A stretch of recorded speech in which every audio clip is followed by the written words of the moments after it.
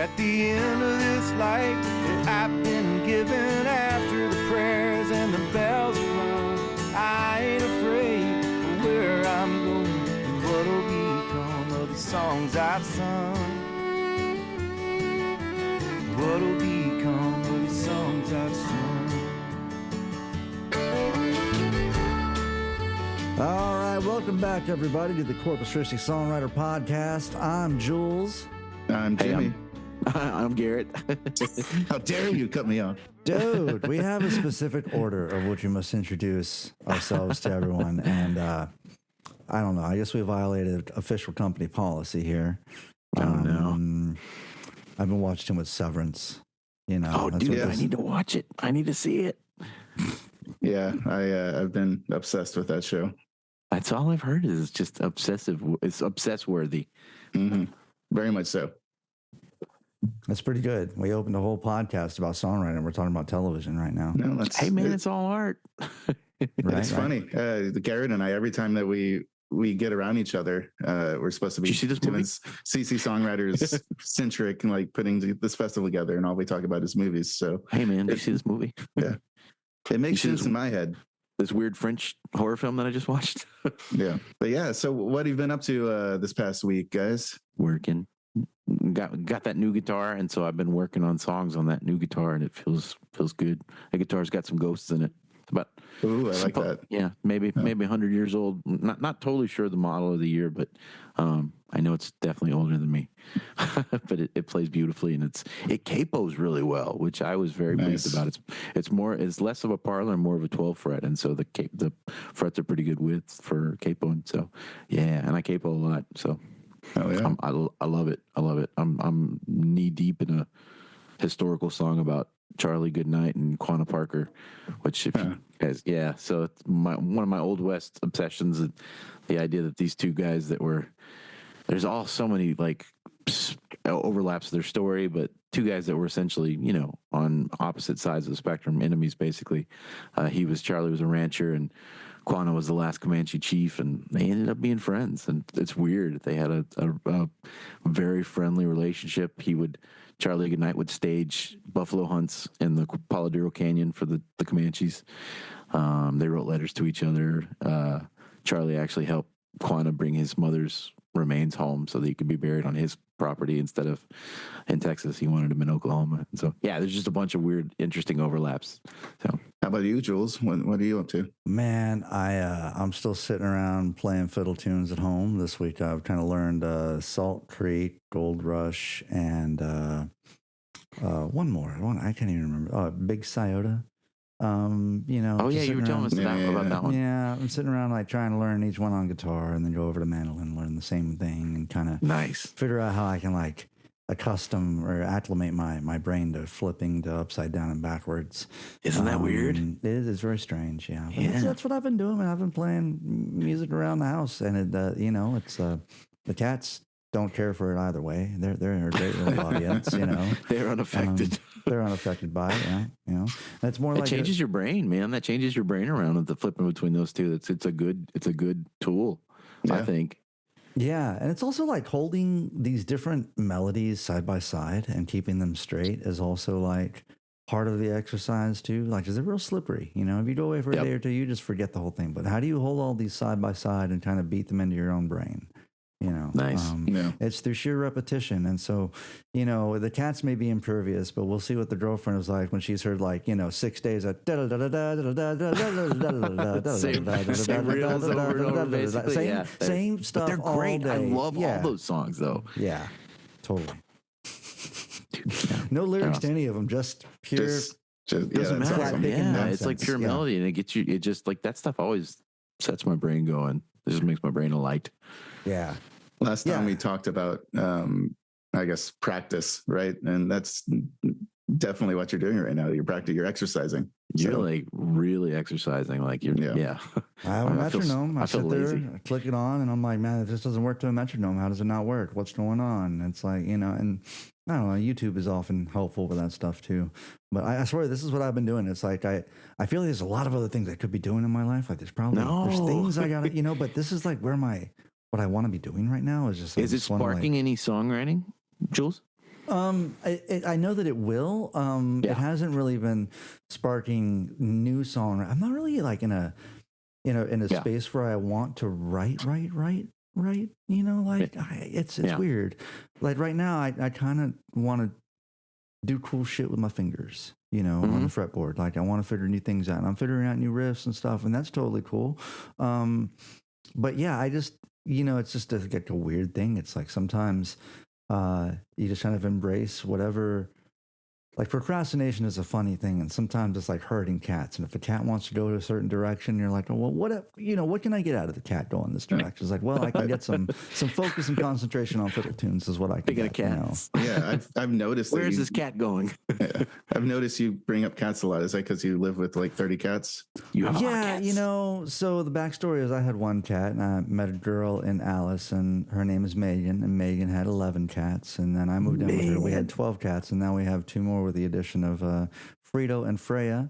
So like there's 14 indoor cats now. Nice alliteration. And, yeah, we have a catio, so they sit outside and sunbathe, you know, and it's a whole screened-in porch. And did you say catio? It's a catio, yeah. I had a person the other day talk to me about a catio, and I was like, "What the hell is that?" And then she pointed to it, and I was like, "Oh, yeah, that's awesome." So it's an actual thing. People call it a catio. It's a cat patio. I mean, you could double as a human patio. Catio sounds better. Smoke cigarettes out there. The cats are like, "What's up, dude?" You know, they're just sunbathing, hanging out. Like, you know, smoking and hanging out in like beanbags. Like, what the hell is going on in here?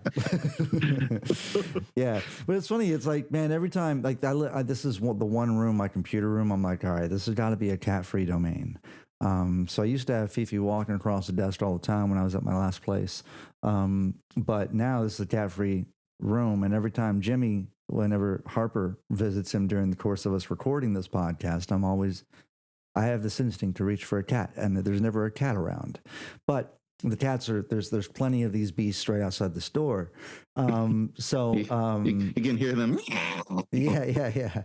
No, it's so I live with a lot of cats, and those have inspired at least some poetry that's gotten people to laugh and stuff. You know, they are the subject of some of my writing at times.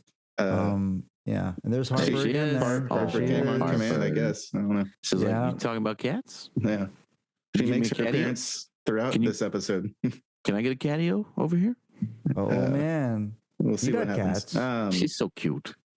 But yeah, on my end, Chris is recording drums and bass on my record right now. Yeah, I saw him post about that. Nice, it sounded good. Yeah, he's been sending what he's been working on, and I'm really excited because when you hear, you know, just the acoustic guitar and your vocals and things like that, the early stages of the record, you're always like, I don't know how this is going to turn out. Yeah, but as soon as the missing elements are layered in, you're like, there it is. There, and as soon as he started with this song called "Sometimes Here, Sometimes Gone," which is one of my favorite songs on this new record, and just listening to those drums got me so excited, and I just can't wait for this album to be finished now. So Chris instinctively knows what a song needs. I mean, not just drum wise, but like is pretty good about.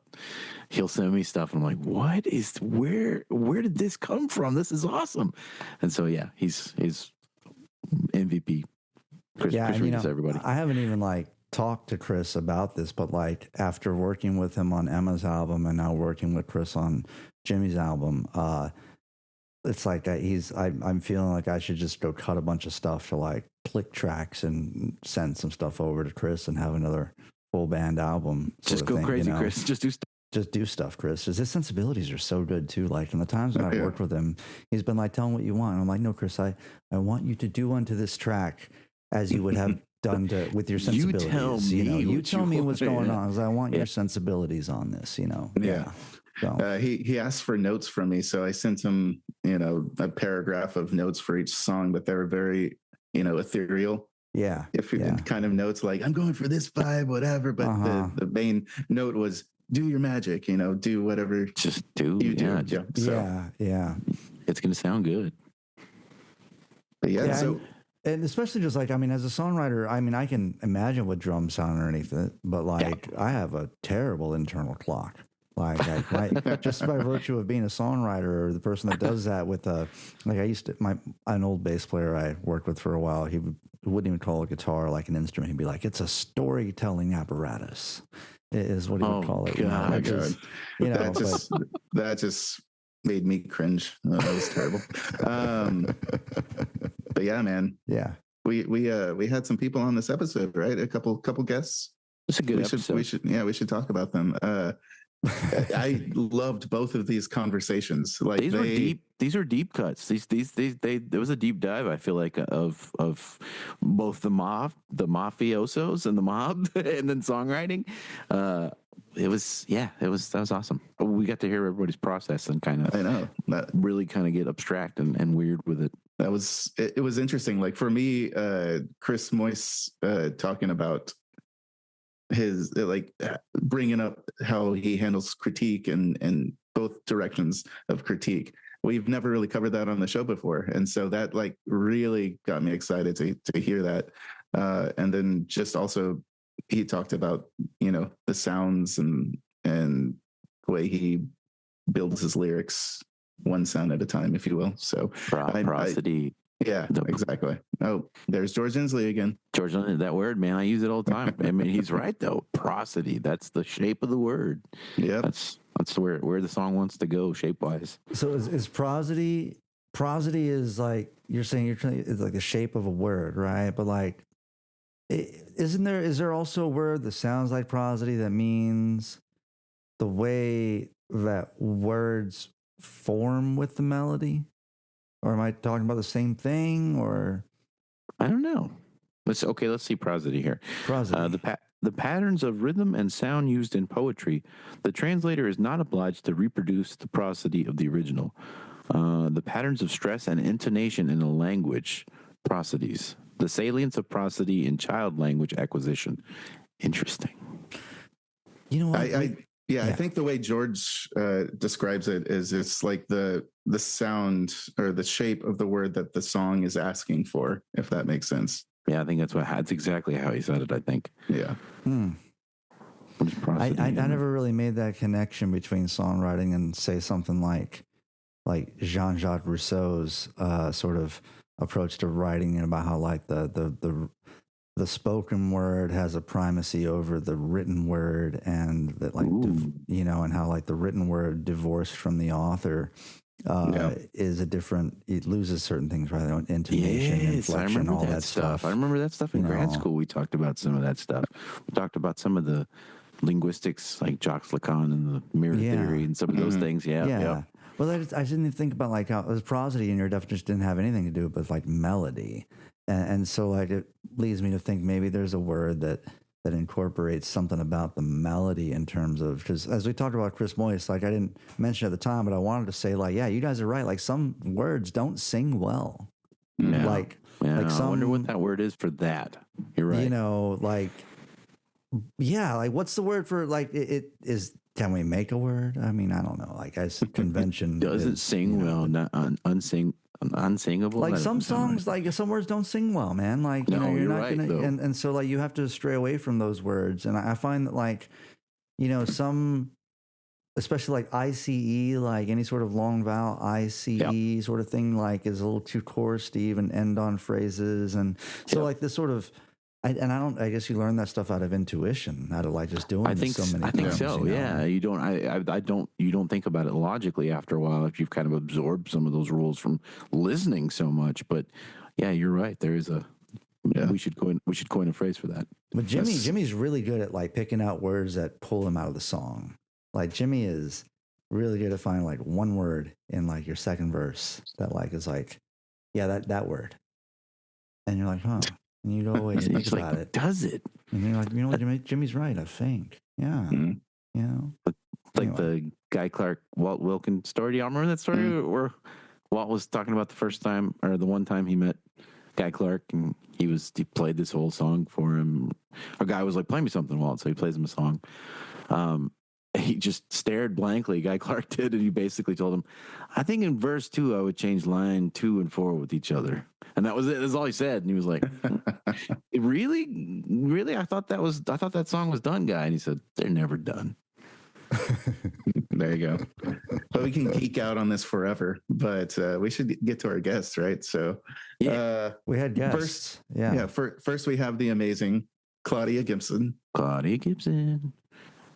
So, and then we have Chris Moyse, who we've been trying to get back to the festival since he brought COVID with him in 2020. So, he did not bring COVID. Oh, okay. He was not the harbinger of COVID. Oh, okay. Well, Chris Moyse was like that monkey from Outbreak, you know. Oh God. But he's finally coming back to the festival. They both are, and we're excited. But let's get to Claudia. Woohoo.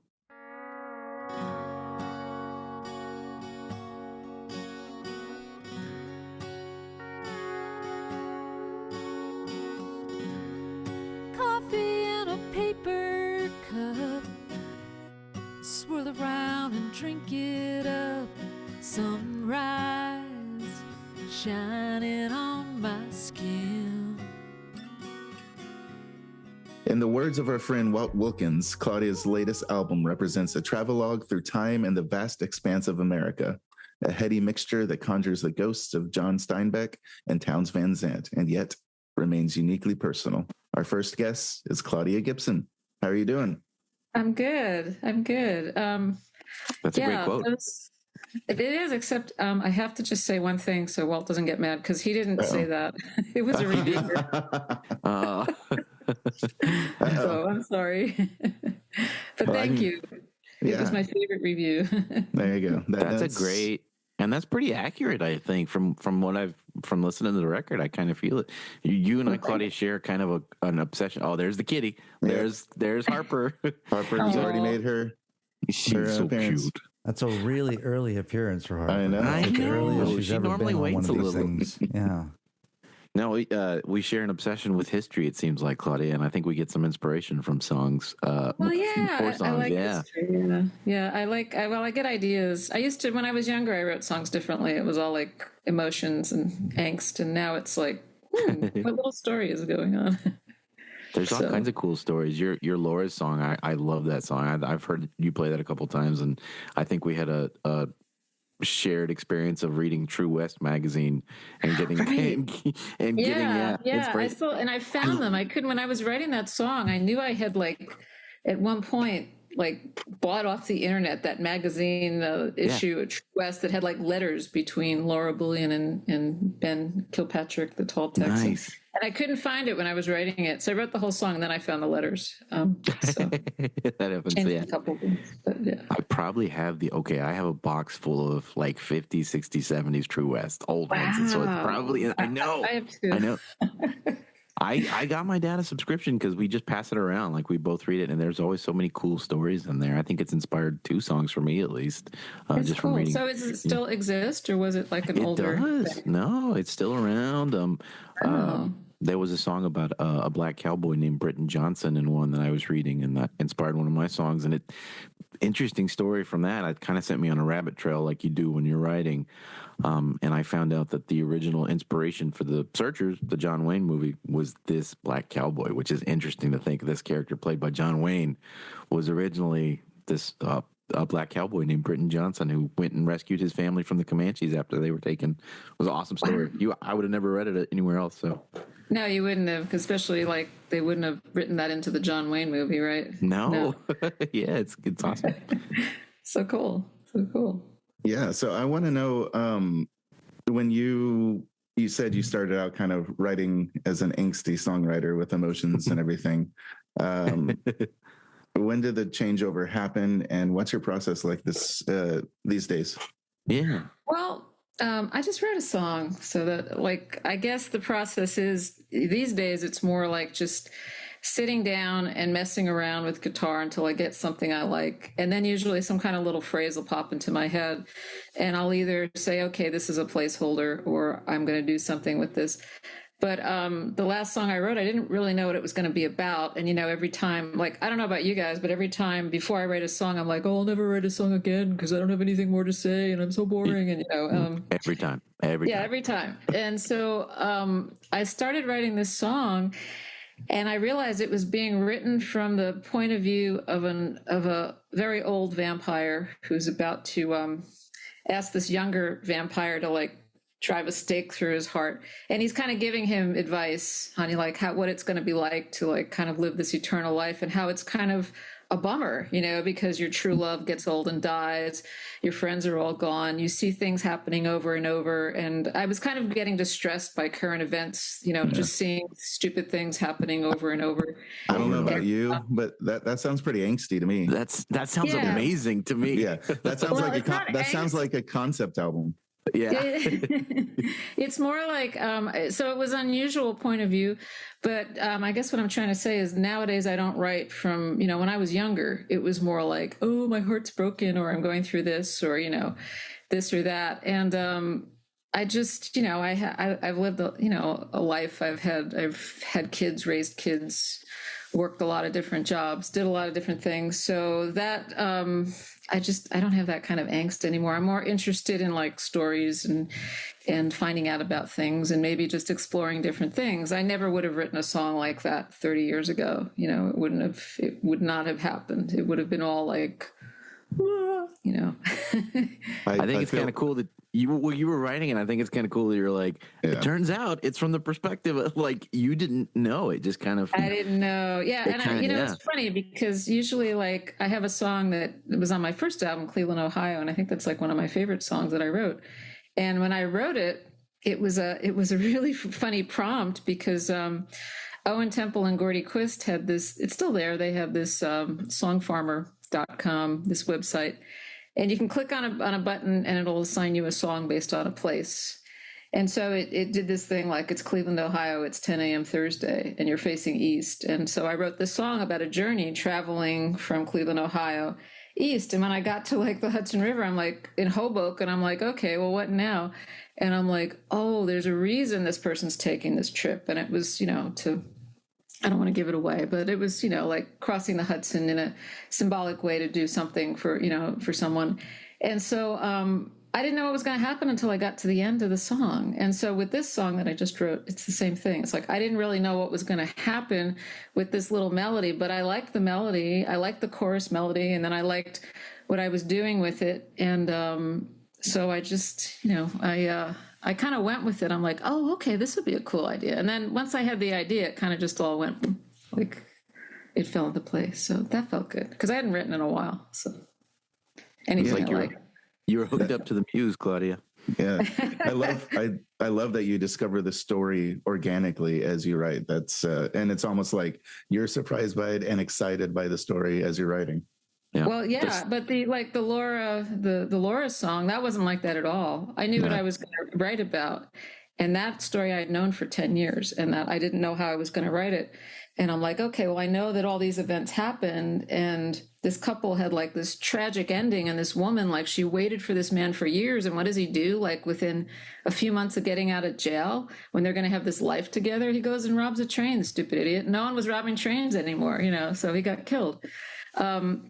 And then she like kind of disappeared and went to live a life of obscurity. So I knew all these things that were going to happen, but it's like, how do I condense that? And then I'm like, I went and looked at Townes Van Zant's song, Tecumseh Valley. And I'm like, okay, how many verses? Where did the apex happen? How did he, and I kind of analyzed it, and I kind of used it as an outline and sort of wrote over it, my story. And, it was different, melody, different. So yeah, but that's a whole different thing. I knew what was going to happen. I just had to figure out a way of making it work. That was more mechanical. But I like that song. I remember you and I talking about the ballad form too. There's no chorus for that. It's a traditional ballad.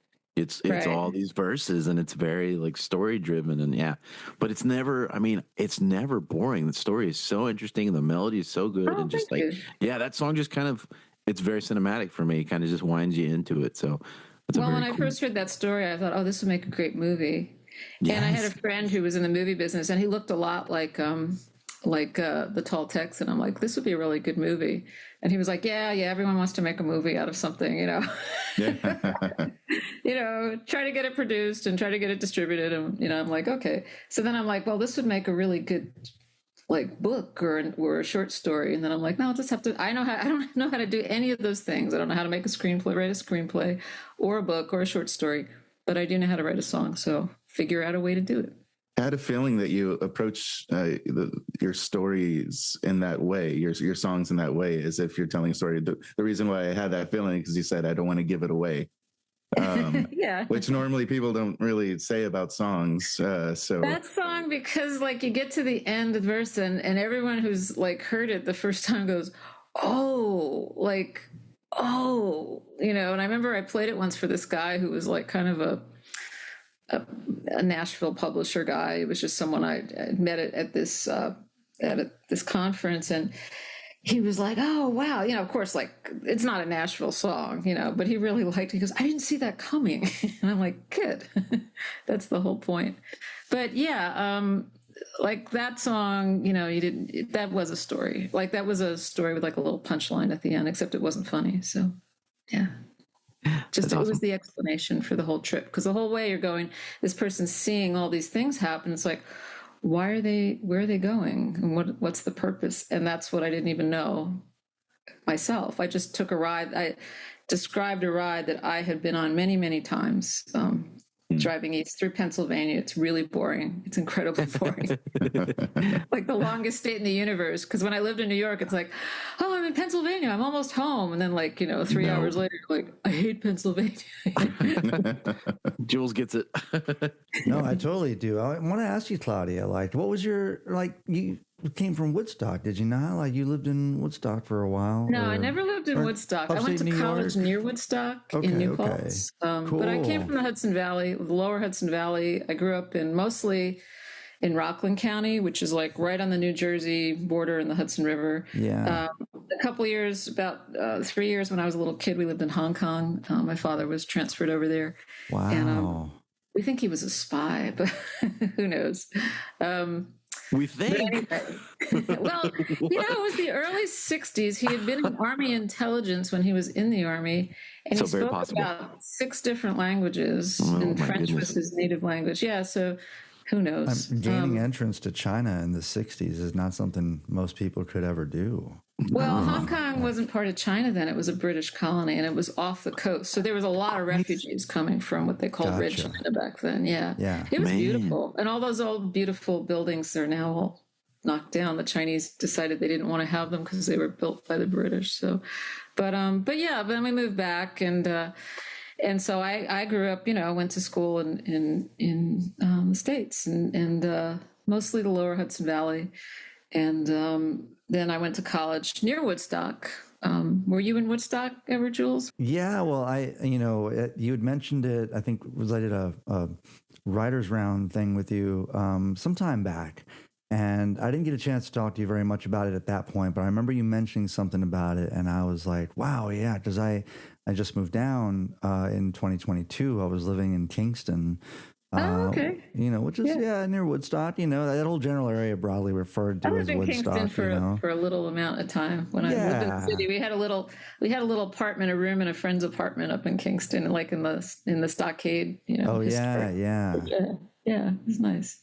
Yeah, you know, Ulster County, that whole area is super cool. It's very blue, and you know, living in the Catskills, man, it's a whole experience of like, you know, especially someone who, I mean, I grew up in Texas, so like the North and living in the North and real winters is something that, you know, like people are trepidatious about. Real winters, you know, real burning of wood and, you know, wood stoves and stuff, you know. Cabin fever is a big thing. Like you'll find yourself like, what did we do one year? It was like single degrees for 2 weeks, and I booked a vacation to Disney World, and I've always hated Disney World. You know, I'm like, I don't want to go to Disney World. I'm like, we're going to Disney World. Amazing. It wasn't bad, you know, it was kind of fun. Yeah. But you know, that whole area is just very strange because like, you know, there's little blue patches, but then then things happen. I remember once with a friend, we were driving around there and we wanted to go, like, we were driving around Woodstock and up in the mountains, and I'm like, oh, I really want to go see that, you know, see if there's a trail for that mountain. And we took this road we thought was a road, and this guy, this real, like, he looked like he was from The Sopranos, comes running out with this giant gun. You know, no. what the F you doing on my property? Get off, you know. And he's like, Whoa. he's the bodyguard guy, and he's running down. And my friend is like, it's okay. And he's trying to back up and turn the car around. He's like, oh, you know. And I'm like, see, like it's in the middle of nowhere, you know, up in the mountains. And yeah, there was a lot of mafioso stuff back then going on because they would just live up there because, you know, people kind of kept to themselves and they could have their little mountain retreats and hide bodies in the woods, I guess. Who knows? That's what I was going to say. Yeah. I bet people disappeared a lot. I used to play this place in Very deep Saugerties, lakes. in Saugerties, New York, which is a, you know, it's not a port town, but it's on the Hudson. On the you Hudson, know? yeah. Yeah. The and, band lived there in Big Pink. That's yes, right. I actually I worked out of Big Pink for a little bit. I made a record in that basement. Blows my mind. Which is It's like awesome. an incredible thing. Yeah, like my friend who owns it is a real estate guy. He was a studio person as well and put a studio in the basement of Big Pink. And so I got to spend Nice. some time there. I had a friend who lived there for a while too. A musician, awesome. actress, Laura Lee Ecabelli. Yeah, she lived in that house for a little while. I think she rented it for a short time. God, I would have Cool. kissed the walls in that basement. It was pretty amazing. So, It's but pretty going back to amazing. the mafioso thing, this Italian restaurant I used to play there had like a wine room upstairs, and the first couple times I played there was this very tall, intimidating, like blank stare, bald dude in a suit that like would watch me the entire time. And the first time I played there, he was like, "Listen, man, anything you need, you let me know. Anything at all, you know, Okay. just straight, okay, dude, right? Whatever, okay." And and eventually, you know, he was like, "You need help moving stuff in. I can help you. I'll find somebody to carry your stuff." And he just had like busboys carry my stuff in for me, which is kind of crazy, you know. But why this is funny is I'm trying to think of like, I went to the main guy that books the place. It was the owner of the restaurant. It was like his brother-in-law that's like running the kitchen, you know, like an Italian place with like the family owns this place. And I'm like, "Hey, can you give me this date, this date, this date?" And he's like, yes, but this other date you still play here, but I'm hosting my daughter's wedding. And I'm like, "Okay, so daughter's wedding at your house?" He's like, "Yeah, I'm having about 200 people there." I'm like, "Isn't that kind of a stressful thing? Wouldn't you rather not have music at your restaurant?" And he's like, "Oh no, we got people, you know, you've seen my place, haven't you?" And I'm like, "No, I haven't seen your place, bro." He's like, "You know, you drive out of What? town." No? Yeah, he's like, "You know, you drive out of town, you know, you see the Ferris wheel compound, you know, mafioso compound, you know." I'm like, "What, dude?" Like, but seriously, this guy owned like he owned the restaurant. They basically just beautified the entire neighborhood with whatever they did, right? And so like they would bully out the restaurant next to it if they wanted to expand out and put like a gelato place into it, which Whoa. is incredible stuff about like just mafiosos in a town, you know. But it was they booked me several times though, which was awesome. That's awesome. I played in a mafioso kind of money laundering place when I was about 18 or 19. Yeah. And they didn't want people to clap. They wanted live music. And my sister was singing like backup and doing percussion with me at the time. We had a little duo. Yeah. And they were like, "We don't want you bringing a lot of people in here," you know. And Okay. so they were total strangers. We didn't bring anyone in, but the place was full and people were clapping. And they said afterwards, "You know, you had a lot of people clapping. We don't want you bringing in people who clap." She's like, I didn't do that. Yeah, what? Weird. Yeah, it got even weirder. I'll tell you the whole story sometime. But yeah, like that place, and we figured out it's got to be a money laundering place because they do a lot of business, but they didn't want to be like too much attention. I'm like, why do they have live music? Yeah, That's like interesting. antithetical to. Yeah, well, New York, you know, right? The New York suburbs at the time, I guess the mafia is not the big thing anymore, but you know, when I grew up, it was pretty heavy duty around, and there were a lot of families that had moved up from the Bronx, Italian, Irish. It was an interesting experience. I think I was the only like one of 5 non-Catholic people in my high school. So, That's awesome. yeah, So I think yeah. you brought up playing in a duo with you said your sister. Yeah, I did when that you were 18? for yeah, I was like 18, and Yeah, then when too. brought in a friend of mine who was a guitarist and bass player, and yep. That's awesome. I wanted to explore that first chapter of your musical journey because you took some time off, right? And then you're back now. So tell me about that first chapter. I want to know like where you There are a started? couple different chapters, yeah. Well, I started off, as soon as I was 18 and could play in bars, because I had been playing guitar for a few years and, learning songs, playing songs from players that I admired, and I didn't write a real lot. I graduated high school like a year early, and so I couldn't really do too much. I was still living at home, but I took a course in songwriting at SUNY Purchase, which is like the arts school for the State University of New York. And I took a songwriting class. It was one of those evening classes, so it was like an adjunct professor, and he was a little freakier, and there was a lot of musicians there, and it was fun because I really started learning about collaborating with people and playing with people. So the minute I turned 18, this one guy who had been in the class, we worked up a little thing, and I wanted to start playing clubs, and then he ended up dropping out. But in the meantime, I was living with my sister. I'd moved out of my house, and so she was a good singer, and she's doing harmony and doing percussion. And so when the bass player guy kind of dropped out because he had stage fright, we figured out, he said, no, we're not ready. We're not ready. It was this little, it was this local place where it was always crowded, but it was like past the hat, and they had a little stage there. And we got our first gig. And so we just forged ahead. And then we brought in another guy who ended up being, he was my boyfriend for a couple of years. He was a guitar player, bass player. He was great. He taught me a lot about guitar and arranging.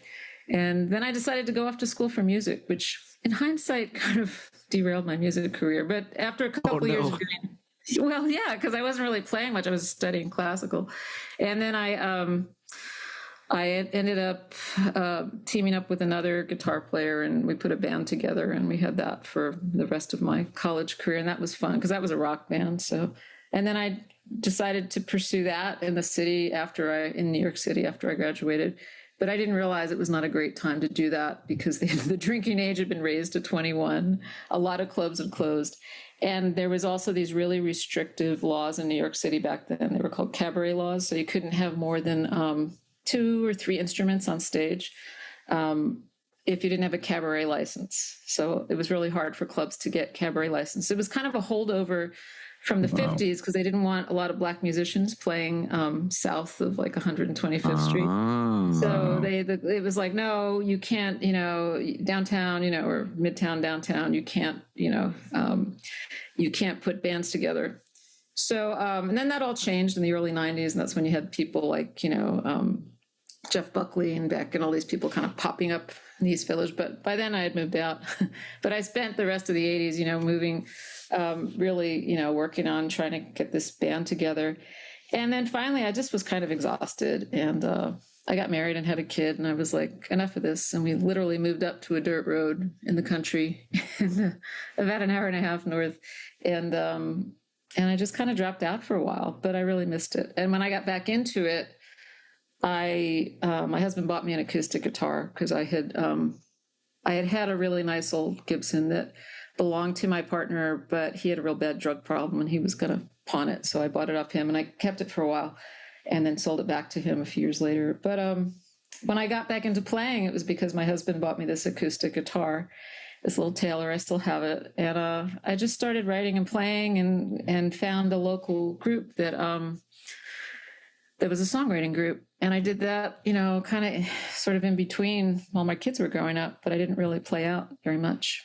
And then we moved out to Texas. And then a whole bunch of things happened with my kids' health, my husband's health, stuff for a while that kept me from really doing what I came out here to do. But a few years ago, gosh, now it's like probably almost 10 years ago, yeah, that I started going out and playing out again, like, oh, I'll go to an open mic. And I was all like freaked out, and shaking and, people, oh no, you got to play. And I remember my first gig, it was like at a taco joint and I got $20 and I was really excited.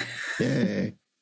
A taco joint. I love that. Yeah. So then, I just started to kick at it. So that's around when I met you at SWRFA, Claudia. Maybe not too long after that. Maybe, yeah, I don't know. Maybe a couple of years. I don't think I went to SWRFA till around 2017, 18, around there. That was probably my maybe first around one. 2018. Because I didn't even know what it was. And a friend of mine Yeah, my friend Dave Wilcox, and he's like, "Oh, you got to go to Kerrville, and you got to go to SWRFA." And I'm like, "I don't know what SWRFA is." And it's like, "No, you got to go to it." And I went, and I was like, "Oh, this is great!" Like all these people just staying up all night and playing in hotel rooms. This is hilarious. This is like camp for grown-up musicians. Yeah, it's funny. I've heard Garrett talk about SWRFA for years, but I never really looked into what it was. And really? so I was in my head, I was like, that sounds like Swiffer. I don't know what that means. Yeah, but we went last year for the first time, all of us. So it was first time I was able to experience it. Truly loved it. It was awesome. But I wanted to ask before we run out of time, what was it like having Walt produce your record? Oh, yeah. It's great. Good question. Yeah, Walt is so good to work with. I mean, it's funny because being at the festival, what was it, like 2 or 3 years ago? And he was headlining, and I had met him, but I didn't really know him very well. And we just started talking. And then I said, do you think you might ever be interested in, producing my music? Because I just had this feeling like it seemed like it was the right fit, And I loved my previous producer, but, it's like sometimes you just want to try something different. And so he said, yeah. And so it was really easy and it was really nice. Plus, he just gets really good people. He finds people that are phenomenal. Like I have this song, Unbound, on that album. And I just felt like that was a song that really, like, Walt really just exactly knew what I was trying to get. I was trying to get this kind of like Southern California, Laurel Canyon, West tinkly music vibe. And he brought in Jeff Queen and to play pedal steel, and he's phenomenal. I mean, this guy, he just comes in and he looks like, he's going to fix your refrigerator or something. And he sits down and just like, these like amazing pedal steel players. They just blow my mind. They know so much and they're able to like do all that stuff. And Chris Beal, who's in the South Austin Moonlighters, he's just a phenomenal guitar player. And he was getting all these He's awesome. Yeah, and both of them also played on that song, Laura's song. And he can, Jeff can go from like getting a real kind of, on Unbound, he played like this real sort of country rock Telecaster sound to getting these like volume pedal kind of atmospheric things that he put into that song, Laura's song. So yeah, it was great. It was great working with Walt. It was great working with Ron Flint, who owns the studio there, Jumping Dog Studio, who is a co-producer. Ron's just lovely and so generous. He was like, "Oh, you need video? Here, if you want to stay late one day, I can do some video for you." He just did that. I mean, nice. Who does that? People don't do that. Record sounds great, Claudia. It sounds awesome too. Like those guys they're great, and we sent it out to Jerry Tubb for mastering, Terra Nova mastering, which is like, the ultimate place in Austin. So, the guy. Yep. Yeah, it sounded like I wanted it to sound, because some of that cat is so cute. Oh my God. She loves. No kisses, Harper. No kisses. Those songs, some of those songs were newer and some of them had been around for a while and I just hadn't recorded them, but I really wanted to get that album, I wanted to get that music out because it had been so delayed by the pandemic. And so I was really, I was happy with the way it turned out. I'm curious about what the next one's going to be because I'm like writing songs that are different, and those songs, some of them, I've been playing for a long time because the first album came out in 2016 and then I did a EP in 2019. And so, and then this album. So, that might have been when I met you, Claudia. It was with that EP because I remember I got a copy of your EP when I was at SWRFA and then played it on. Oh yeah, on the radio show. Yeah, that was a busy year for me because I and my previous producer, Gordy Quist, he's also like phenomenal. He's the co-head of the band The Heathens. He's also a great producer. He has a little studio here in Austin. And when I went in and did that little EP for Louisiana Sky, that was something like one of the songs on it, song Dreamers, which I think I'm going to start playing again, had won the best song contest. Yeah. And so I was going up to the Folk Alliance, the big conference for the first time in Canada, and I wanted to have something to bring with me. So I recorded that and ended up being 3 other songs on there. And Louisiana Sky was one of them. And that ended up being the title of the EP. But yeah, that was like 2019, and then it's like, okay, well, 2020 is going to be a great year, and I got these songs to record, and got a little East Coast mini tour of like finally booked some nice places, and we had no idea. it's kind of like it derailed a lot, I mean, thank God, I didn't get sick, and no one in my family. My husband ended up getting COVID a little later on, but everything was okay. But it just was kind of like a big career buster. Yeah. Yeah. What can you do? Yep. All right. So we've reached the end of this this conversation for now. Time for the question? Yeah. Unless any The magical question. Jules, do you have any last thoughts before the magical question? Magical question. No, I mean, this has been just a pleasure talking to you. I love the way your album sounds. Yeah, it's just been a real pleasure to speak with you today. And yeah, that's all I got, boys. What's this? This crazy question we're about to ask her? It's the same one we always ask. Hey, Jules, you want to ask? You want to ask it? Well, I can, I suppose. Hard for me to remember what the question is, seeming that we've asked it so many times. So this is from a movie that I've still yet to watch again, or to revisit, we'll say, called Almost Famous.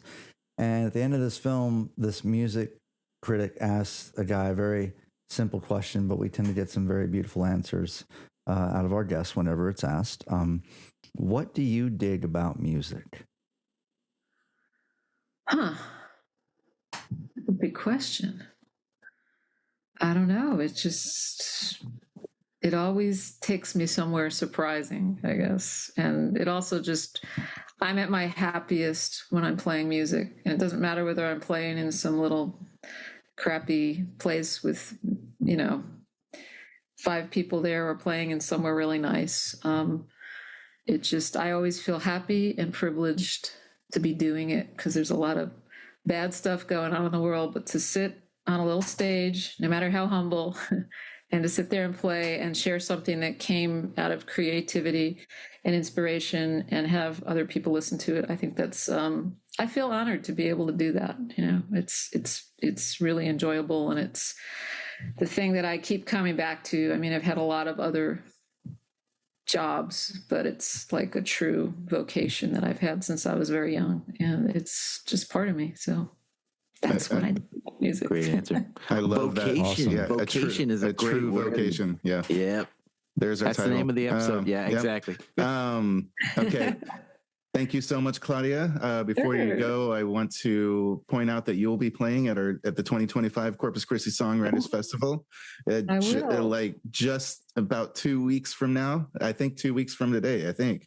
I'm excited. Yeah. And it's you'll be playing Sunday afternoon in the 3 p.m. Song Swap Showcase at House of Rock. At House of Rock with George Ensle. So that's going to be really cool. That's going to be a good That's so awesome, because like George and I at the SWRFA, we had a really great conversation, and we talked about getting together and writing, and we just had, he's just phenomenal. He's just great.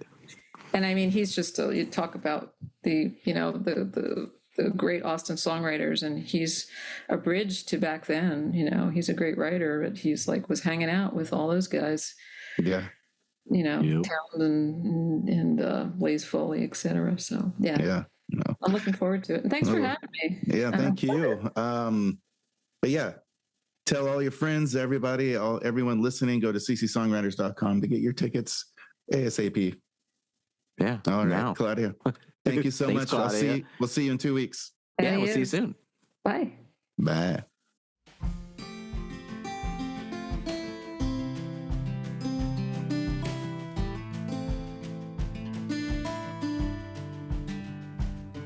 I don't know your sister's names yet, what your hometown looks like. I don't know the past that haunts you, that keeps you up at night. Like a new pair of jeans that fits but still feels strange. We ain't been broken in, and it's bound to change. We're dancing round the fire that we started. Dance. Hey, What's up? Hey kids, how are you? good to see you. A long time. Holy I know. shit, it's Chris. It's been a long minute. I know. Hey guys. You What's just up, playing? Were you just playing a song for the boys? No, I was showing him. We were showing instruments off. Jules got a new mandolin, and I was showing off my Strat.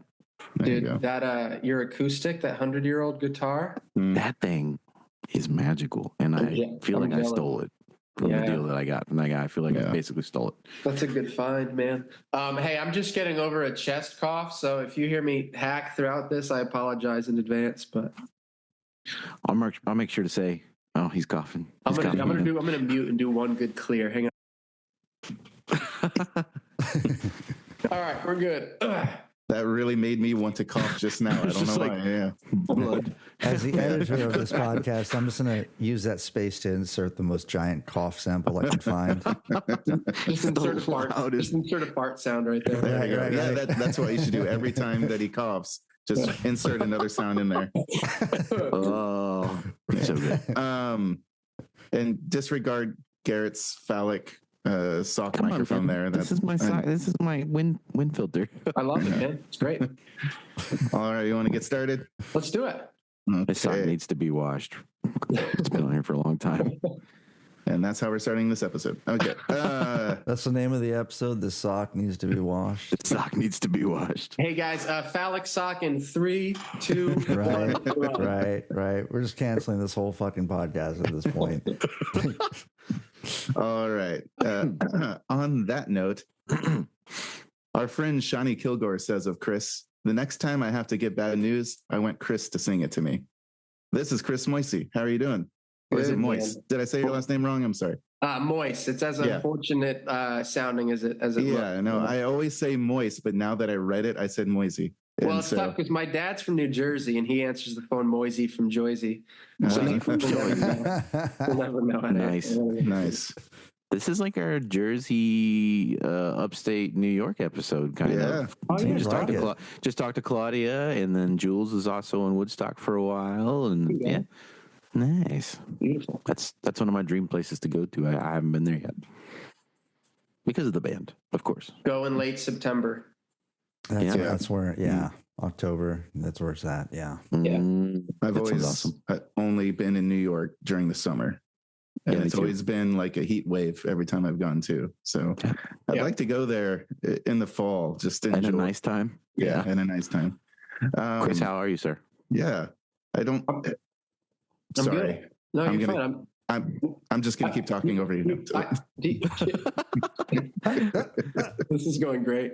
No, I'm good. I'm just getting over a little chest cold here, but I was able to play a gig a couple nights ago, so I guess if that's any indication that I'm on the up and up, but yeah, I'm doing good.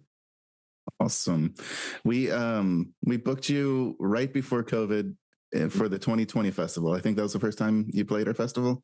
That was the first time, and that was like right before everything hit the fan. Like Yeah. a couple of weeks. And what's almost. funny is I dropped my debut full-length record March You- 20th of You 2020. did. Yes. That's so good too. Wow. Thank It you. is a great record. That's such a great record, dude. Yeah. I love it. I love y'all. Appreciate you. And we've been Hurricane Blues. Mm. Yeah. Mm-mm. Mm-mm. I'll play that one for you when I'm down there. You know, There you go. I've wondered that kind of like, because I was one of those guys that was like, hey, I have this record. I'm going to release it March of 2020. And then it just like blew up. Right. And so like, but I've thought like, would it have been worse to have made the cut, and then like not been able to tour and support that at all versus like actually not making it, kind of lamenting that for a while, and then being able to perhaps, do a proper run with it or something. I think it hurt because I had like 3 tours, and I don't have a booking agent or anything, but I had 3 tours, like a Northwest tour and a South, Northeast tour and a Southeast tour, and then kind of out to the middle of the country that I had booked myself. Nice. And obviously, I mean, we were all in the same boat. It was like, all our stuff dried up, but Yeah. So yeah, I've asked myself that a lot. I think it hurts because I wasn't able to do those tours. But then you look at it and you're like, well, everybody's home and looking for stuff to do, so people probably listen to the record more. But I don't know. It just helps me feel better when I'm like, oh yeah, wait, nothing happened with that thing, so I can blame it on the pandemic. That's not true. You were in freaking No Depression magazine, man. That's how I was like, whoa. That's when I was like, this guy's coming to our fest. I was like, I thought that was really cool. And finally, I'm finally coming back. It's been 5 years. I know. We've been trying to get you back ever since. I know. I'm sorry, it hasn't. Finally, it's going to work. This is, I'm happy. But yeah, your record was like the original COVID record, right? Before anybody else did a COVID record, you did it first. You did it before COVID. So I think the entire thing was thematically about COVID too. I just had kind of like an ESP. It's weird. thing. Yeah, no, that's so weird. So strange. I was tapped in. Chris, what's your I've never asked you this, but what's your writing method? What do you do? Mornings. Nice. Okay. I feel like I have a lot of the classic answer that people say is I wake up. A lot of times I just like skimming the surface. So that can either be songwriting. A lot of times it's just like kind of, I don't know if you call it prose, but it's almost like journal form. And I make it be about anything. A lot of times it ends up being more diary form. But I usually find that just it does a couple things. It gets me primed, gets the gears kind of turning, and then it skims. Yeah, I don't know another way to say it. Kind of skims the crap off the surface, and then usually under there is where there can be some stuff that I can kind of work with. But yeah, mornings always work better for me. It's just my mind's not. It's unadulterated from the day. The happenings of your day, I guess. That's also Unadulterated from the day is also a good title for this. I'm writing these down. They're good. Unadulterated. So that's when you say journaling in the morning, you say. Yeah. So, some people call it morning pages. I'll usually set like a timer for 10 minutes, 15 minutes. And then recently I finally started doing that again. Just being like, all right, man, you keep being like, well, I'm not going to write until the muse is in the room, but the muse hasn't been in the room for 18 months. So what are we doing here? Yeah. And a lot of people I know, like I have a good friend, Rachel Kilgore. She's a really good songwriter, and she will not write unless she's inspired to write. Which I'm one of those people. Like I need to exercise the muscle. Yeah. And once you do that more and more, you find it's easier to let her into the room, the muse into the room. Yeah. Rachel's also an incredible songwriter. She's killer. Yeah. Yeah, man. So when you say you're a morning person, how early in the morning are you an actual morning person? I can't, like, if I sleep in, this is not an elitist, like, I hate it. I wish I could sleep in later, but I can't sleep in later than like 7. Usually by like 6:30.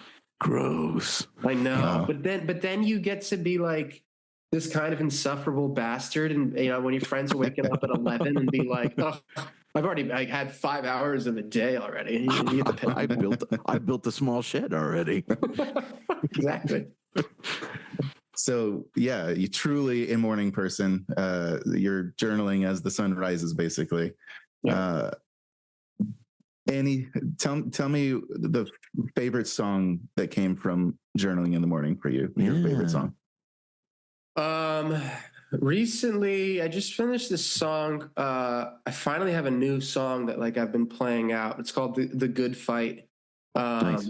And it's just a song I kind of wrote just about kind of, I don't know, being a little bummed about feeling like I was letting the dream go. And then a lot of like really sad bastardy kind of stuff came out of that.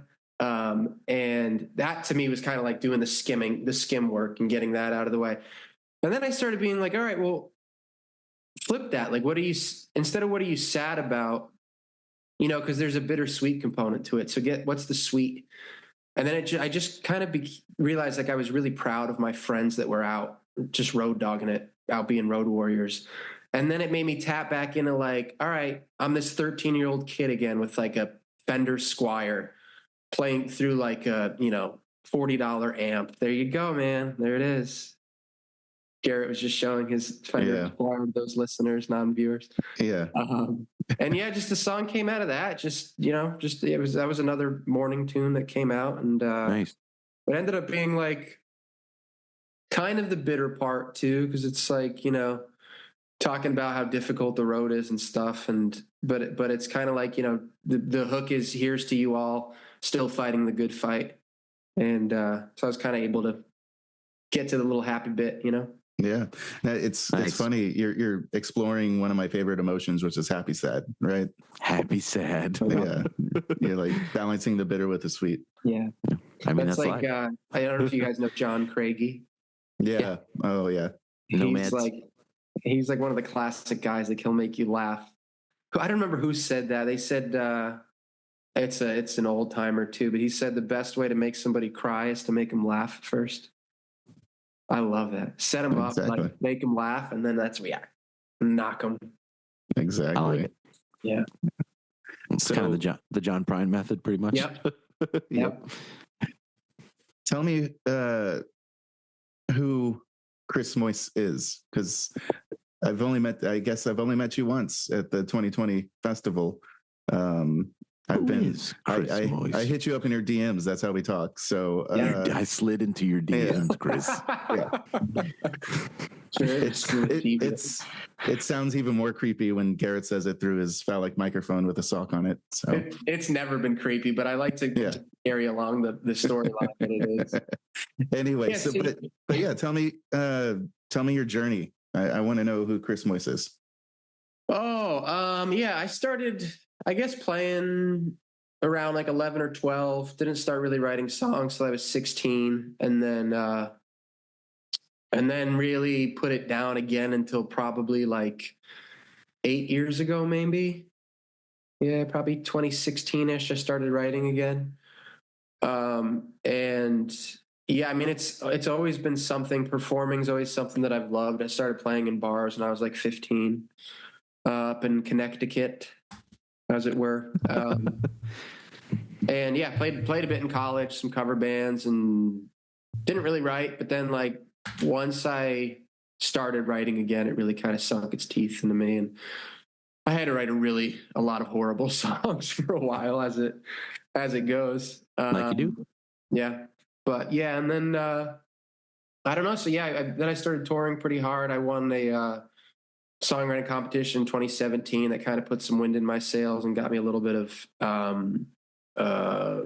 just some the status. I don't know if you'd call it that, but enough in Texas that I could tour somewhat regularly. Did that up until the pandemic. The pandemic hit, and then honestly kind of sucked some wind out of my sails. And then probably in the past year or two, I've just kind of considered that it doesn't have to be everything. It doesn't have to be my life. I don't have to throw myself at it. And that gave me freedom to just be like, all right, dude, then like we're lifers. Like, we're in this for life. So whatever it's going to be, it's going to be, and just don't ever let it go. Kind of. That sounds really cliche, but that's kind of where I'm at. Makes sense to me. Yeah. I think I always think I'll always write songs if people hear them or not. I don't know. Yeah. But I'm always going to do it. Yeah, I'm interesting. Like I'm a little bit less of a purist in that way. Like, I do write sort of as a form of therapy and as a way to get my thoughts onto the page. But I also frequently find myself writing to or performing to like the educated listener, as they say, or whatever, you know. But so I'm always kind of thinking of an audience, which is tough. I think a lot of good songwriters would be like, don't try to write for anybody else. And I think there's a lot of truth to that, but I think there's also truth to being like, no, dude, also make this song as good as it can be, because you're going to have to play this in front of people at some point. And multiple times, a lot of times, probably. Yeah. Yep. It's got to be new folk, right, Chris? You're yeah. Nice. 2017. Yeah. I find that I want to write the song that I want to play over and over again. Yeah. So of course, when I play it live, that's when I find the connection with the audience. And then what works with the audience. Like, so if I play it with this emotion, or if I sing it this way, the audience connects to it more than that way. It's like a mirror. Like, yeah. I feel like I never really know what a song is until I've tried it live, and also tried it live in front of like a few different kind of crowds. Yeah. Sometimes you're like, man, I knocked it out of the park on this. And then you go and it doesn't mean it has to be a bad song overall, but you realize like, oh, I knew what I meant at these parts. And I thought that was going to hit. And you just look and you can just tell, you know, you're like, this didn't come across the way I intended, maybe. Yeah. Back to the drawing board. Yeah. I've had those. Yeah. All No, the man, time. this is when you double down, dude. You're just like, you know what, man? they're gonna understand this if I, you know, that just no, man. Like stand. I feel by, that way about some songs. You know, sometimes I don't know, but sometimes you're right. Like sometimes you're like, well, you know, that line is a little heady, and it's probably takes a little, you know, that's probably why I didn't connect to it. Yeah. I find too, like I used to go, especially when I started writing, I was going to like songwriting circles where you bring a new song. And you allow a room of, you know, your peers and fellow singer-songwriters or people you admire and look up to or whatever. But you play a new song for them and you get honest feedback. You get a critique, which is great. But a lot of times, like I learned this early on, and I'm thankful for that. For all my flaws, I at least learned this. But you'll see kind of green new songwriters come in and they'll have a song and they'll play it. And somebody will be like, yeah, you know, I didn't really know this, you kind of lost me here. And the person will go, well, what I meant was blah, blah, blah. And it's like, no. Just say thank you, take it home, think about if you want to apply that, which you probably should, especially if a couple people say it. And it's like, as soon as you have to explain a song, it's like, well, not everybody's going to get everything, but you're kind of shooting yourself in the foot if you're not taking that into consideration, you know? I think didn't Shani Kilgore say something about that one time? She had a line that everybody said this is a great song, but that one line, I don't know. And she was like, F you guys, I'm keeping this line. Shani can do that. She's an exception to the rule. Yeah. No, it'd be funny. It'd be like, you know, like can you imagine like Gordon Lightfoot sitting in one of these like, you know, circles being like, no, like, man, 20,000 tons lighter than she was when she was, you know, like this is, have you ever seen the Edmund Fitzgerald? You know, you're just not getting it, man. My God.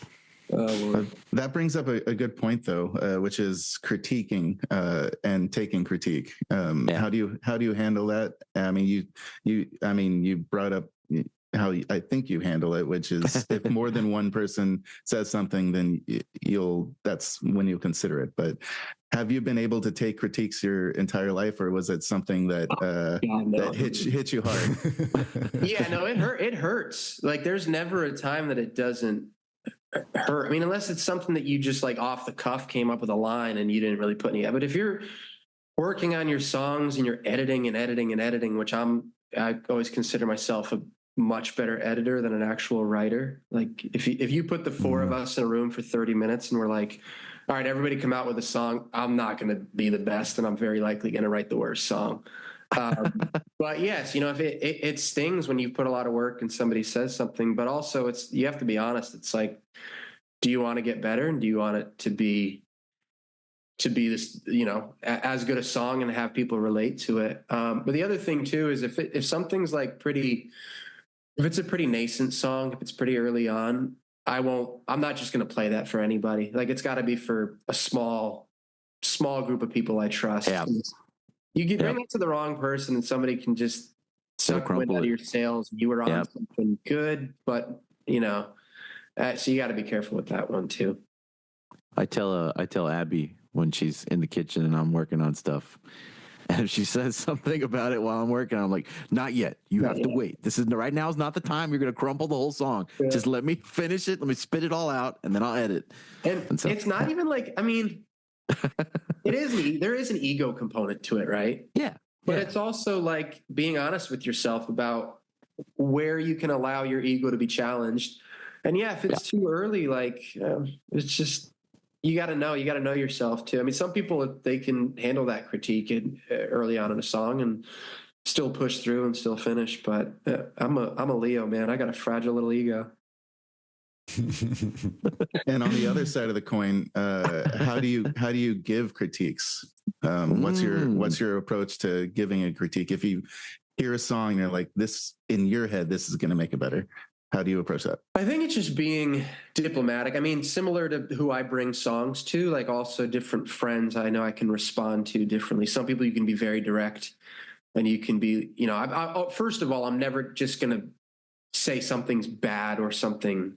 Maybe I would say something's good, because I just get excited too. If I hear like a line that jumps out at me, I'm just like, dude, like that. Yes, that, you know, which I guess on the flip side of that coin, it's like, well, if you're not going to say something's bad, should you say it's good? But I don't know. I can't, I'm like a little kid. I can't help myself. But yeah, definitely just use a lot of I language. Don't use you. It's really like, you know, having a disagreement in a relationship. It's like, come at it from, hey, so the way I was feeling, like, or this kind of made me, instead of like, why are you blah, blah, blah, or whatever. I feel like once you do that, people get their hackles up, and they're just, anything you say after that, they're like, that line sucks. You can hand them like a compliment sandwich sort of thing, you know, or you stack one compliment on either side of the criticism, you know. That's it. That's exactly it. Yeah. And I like the I language. This is what I think, you know. Yeah. I can be completely wrong, but this is what I think. But haven't we all had like at least one person in our songwriting lives that has just stopped us dead in our tracks and been like, listen, you cannot vary the lyrics to the second chorus in a song, or something like just lay down like these like hard and fast rules about you know, syllables or something, or a hard rhyme that doesn't quite work. I mean, in my experience, I found that like when I'm bringing it, in the times when I've asked someone to like really critique a song, I just like focused and was a degree of honest, like as you mentioned, just a degree further with how honest I am with myself. I think I could have spotted exactly what that criticism was going to be before I ever shared that song. You know, it's like this weird physiological thing that happens as you're writing, where like you write and you know it's not right, and there's like a little weird uneasiness, that tingly sensation that's like, no, dude, for some reason. And if you force that, it you know, it pulls the listener obvious. Out of the, you know, so like oftentimes it's like, if we're just a degree of honest with ourselves further, you know, I think we can pick up on some of these. At least that can make you maybe a better editor too. What's funny too is I'm such a crazy editor that I don't think I have a single song. This is a vulnerable thing to admit, but I don't think I have a single song, recorded or otherwise, that I don't get to one line or one word and go, I just like a little cringe moment where I'm like, I never quite got that right. And I think like that's the whole thing about like writing a perfect song. You know, like I have songs I've written that I don't think it's egotistical to say like I love singing them, and I'm like, I got everything down that I wanted to except this one little thing.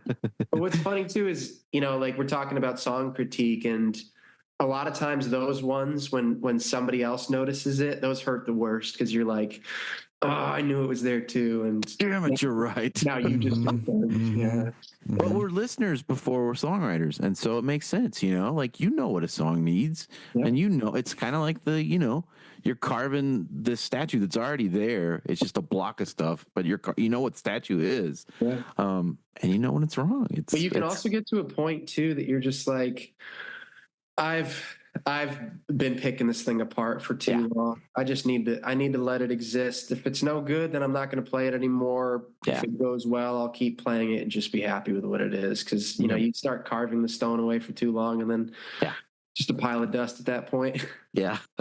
Yep. Yeah. So I took a training today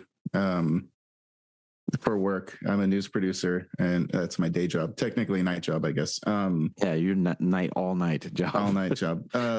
But the training was on, you know, approach to writing our news scripts and everything. But it had all the stuff I love about writing in it anyway. It talked about literary devices, and that got me thinking, you know, I use literary devices constantly I'm a screenwriter and a novelist and things like that. But I wanted to know, do you use any literary devices when you write a song? Yeah. Like what do you, like, how do you mean? Like parallel concepts, opposing themes, you know, alliteration, juxtaposition, all that kind of stuff. Yeah. I love. I've recently become really obsessed with just sounds, and I used to try to write where I wouldn't. This is going to be tough to. I feel like this is kind of abstract, but I wouldn't be speaking the words in my head as I was writing. I'd just be writing the words. And recently, I've gotten where I make an effort to do two things: either talk the words in your head as you're writing them, or I try to just write sounds and then figure out the words later. Yeah. Which sounds weird because it's like, well, how are you arriving at the truth if you're focused on sounds? It just it works. For some reason, it's worked for me. And I know a lot of writers will say they do that too, where they'll just sit down and just gibberish. Was it yesterday? Scrambled eggs, baby. I love your legs. Yeah. And that yesterday, I mean, but for my money, that's a perfect song. I think it's like a minute and 52 seconds or something. It's not very long. Crazy. I think George Ensle, we were talking about George last episode. Yeah. George Ensle talks about prosody, which is the shape of the words in the song. And you kind of like those things are important to your ear, like there might be a word that means the same thing, but it's not necessarily the right shape for the song, which is a weird thing to think of. But and where you prosody. use consonants too, where you use like hard consonants or fricatives, and where you want to punch. I mean, a lot of that. It's funny to talk about, but like the first artist that I really fell in love with that made me want to write, and you guys are going to smirk when I say this, was Eminem. And I remember being like 14 years old and just being like, I mean, this is horrible stuff for a 13 or 14-year-old listening to. That's pretty much the age we all were, though. Yeah. But I remember listening to that stuff and just being like, what is it about this that just hits me? And I'd be sitting in like, I sit back with this pack of zigzags and this bag and this weed that gives me, and just being like the way stuff hits and where it hits and rhythm of words and how you use consonants and you round certain vowels for parts that are drawn out. And that was the first kind of music that made me like really start to care about that stuff.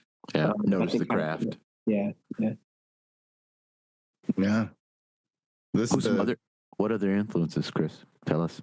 Sorry, Jimmy. There's a lot of crap and a lot of good stuff. My parents raised me like we were very much like Neil Young, Bob Dylan, Beatles, Led Zeppelin, Pink Floyd family.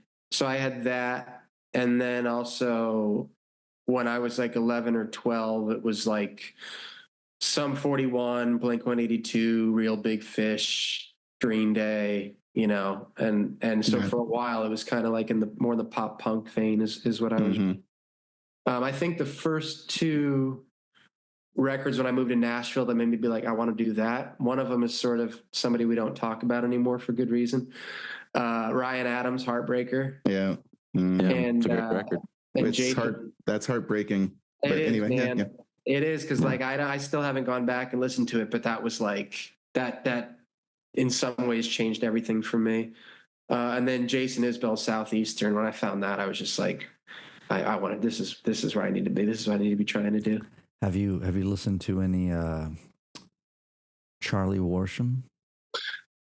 I know the name. I know I should know him. So Charlie, like I mean, I love all of Jason's stuff, and big Ryan fan for many years, and we don't have to go into it now, but I think Ryan is like, I mean, he's in a lot of stuff with his career now, to like releasing a lot of albums and stuff post all this stuff. And he's been legally cleared at this point. So I'm one that doesn't feel like you can completely ever separate the art from the artist. But I'm guilty of going and listening to more Ryan Adams at this point. Yeah. Anyway, so these guitar approaches that you're speaking of, the way that Ryan sort of approaches his singing and playing, and the way that Jason approaches it with the sort of, he does a slide thing as well, and these two guys musically were linked together for years past anyway. In fact, I think that Ryan was slated to produce either Southeastern or something, right? Yeah. And then he found I didn't know that. Yeah, I didn't know that. Yeah. Man. But I would say that I love the way those two guys approach the instrument. But Charlie Worsham completely hijacked my approach to guitar when I started watching this guy and listening to him. I'm excited. And yeah, like, I mean, it's his first album called Rubber Band.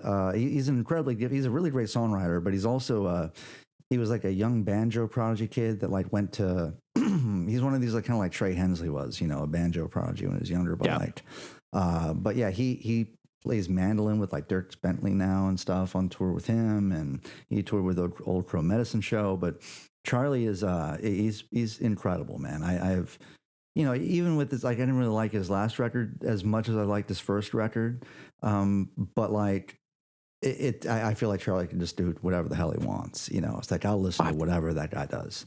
So nice. One of those. I can't wait. I need a new thing to get hooked on. I feel like that's probably what he does too, but I love songwriters, performers, artists that kind of take the approach where, you know, everything is kind of builds out the song. Like you're not like, oh, you're a really great guitar player, you're a really great singer, you're a really great melody writer, you're a really great lyric writer. Like those guys to me are just like, it's everything, man. It's where you put like one little simple run, one little simple note, you know, the kind of what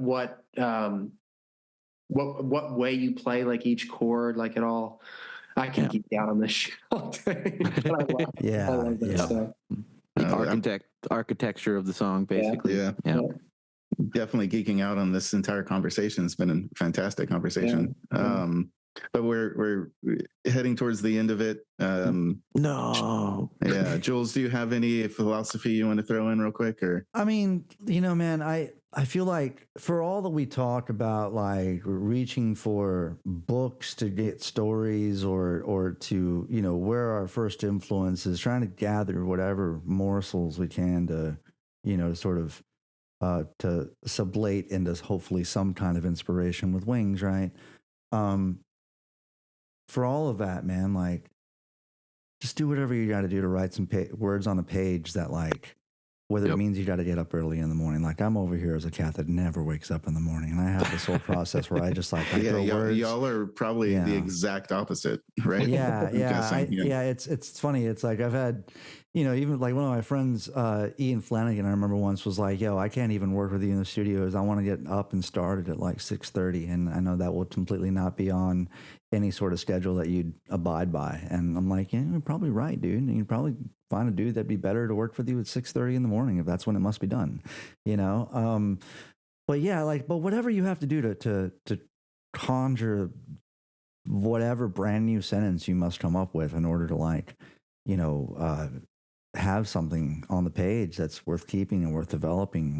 Because, you know, we interview all sorts of people, man, and it's just incredible to hear everybody. All y'all are coming back here saying you do stuff in the morning, and I'm not really liking this whole trend. You know, I take offense to this. I do not do things in the morning. It is true though. Like there's, you know, it's the whole 1,000 ways to skin a cat, but it's such a specific type of, you know, a specific art form, and it's 3-minute forms of entertainment. But like, I'm just so dubious of people that are like, bro, you have to do blah, blah, blah, blah. Unless the thing is, hey, you just have to put in the time, you know, and put in the effort. That's it. And read, you know, people like will say like, oh, I don't ever read. And I'm that's like something I'm a little dubious of. But once people start making rules, even though I just did that, but once people start making rules, I'm like, yeah, I'm skeptical of you. Good reading makes good writing. That's what Jonathan Bird says, and I agree. I don't know how you cannot read.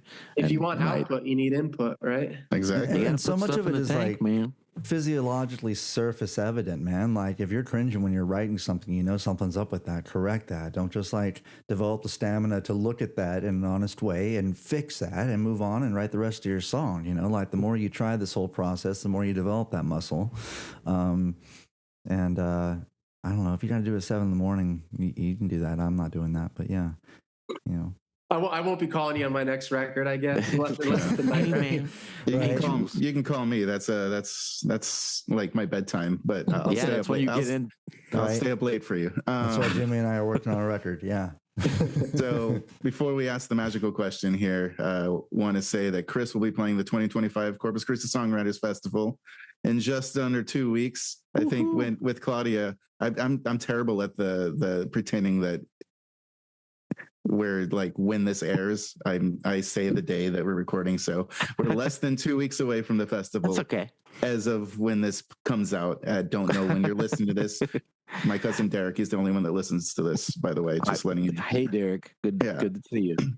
But anyway, less than 2 weeks you're playing. You'll be playing the Sunday night showcase at House of Rock. Is that correct? I think so. That's correct. And I think you're playing with Natalie Price. I say, I think. Like you didn't put the schedule together. You organize this tournament? This whole thing, sure. you organize this, man. Like you, if you don't know, who knows? Does anybody know what's happening? Where are the adults? But you can find all that information and get your tickets at ccsongwriters.com and get them now before prices go up, because they will be going up soon. Yep, all right. Yep. Chris, you ready for the magical question? Yeah, shoot. Garrett, you ask. We inflate this thing, and then it just causes all this like, oh no, I can't respond. It's the question that the journalist kid asks the musician at the end of the movie, Almost Famous. Depending on which edition you've seen, there's a bootleg cut that's 3 hours long, which I could talk about forever, but I won't. I already know the question. Okay, yeah. I think I know this. Do you write sad songs when you're happy or happy songs when you're sad? No, that is a great question. Okay, go ahead. It's what do you dig about music? I think it's the most. No, I'll say the most. It's the most potent form of being able to change somebody's course of their day. It's the most concise, quick, straight to the point. I mean, and there's really not many people in the world that I don't think can have the course of their day changed by a song. So that's my cliche answer.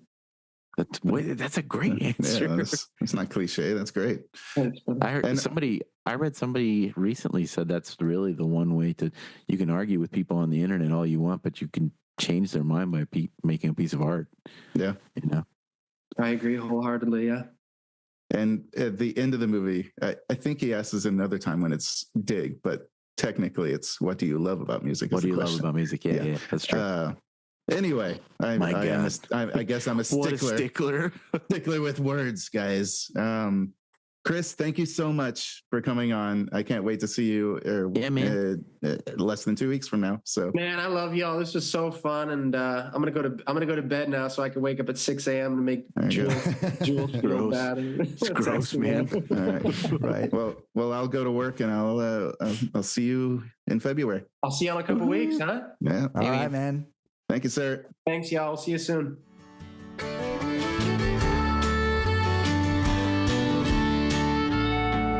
All right, folks, we thank you for joining us for the Corpus Christi Songwriters podcast. That was Claudia Gibson and Chris Moyse. Next week, we're going to be talking to incredible songwriters, Heather Little and Lost Patterns out of Austin. And y'all make sure you tune in for that. And also make sure you get on ccsongwriters.com and get ready for our festival February 14th through the 16th. Get your tickets now before they raise in price. And we'll talk to you guys next week. And Harper is here, and she'll be back next week to join us to kiss Jimmy on the mouth. So we'll talk to you guys soon. I ain't afraid.